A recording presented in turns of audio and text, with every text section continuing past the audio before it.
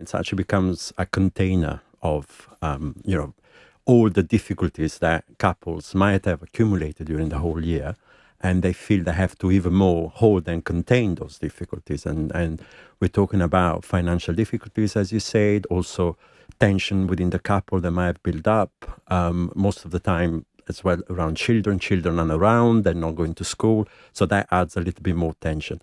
And normally the difficulty is, how do we deal with differences?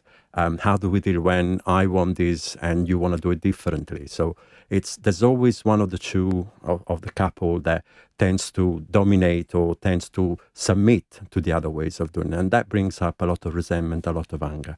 On top of that, sometimes there are difficult relationships with the family of the partner. Not always is a lovely encounter to see even your own family. Actually, it's not always a nice thing. Even if in society, at societal level, we think about Christmas as a family time, but it adds up the difficulties and the dynamics that might be already difficulty with any of the partner's family, and that also brings a lot of tension. Yeah.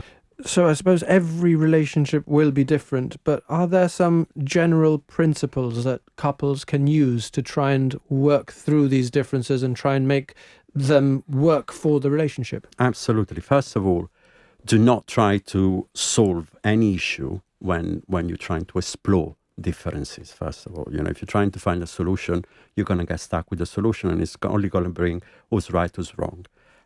Rather sit down with it when you're calm, when you're rested, when you're not in your trauma response, let's say, when you don't feel overly angry. Try to sit down and try to listen to your partner carefully. Try to be curious, asking, why is that important for you? Why is this way so fundamental for you? And explore, be curious, without judgment, without making them feel ashamed, and without changing them. And then you will learn something new about them, and they would feel not judged, so they would feel accepted, held, and understood, which is what most of people want from their partner, to be understood. Sometimes it's not about finding a solution.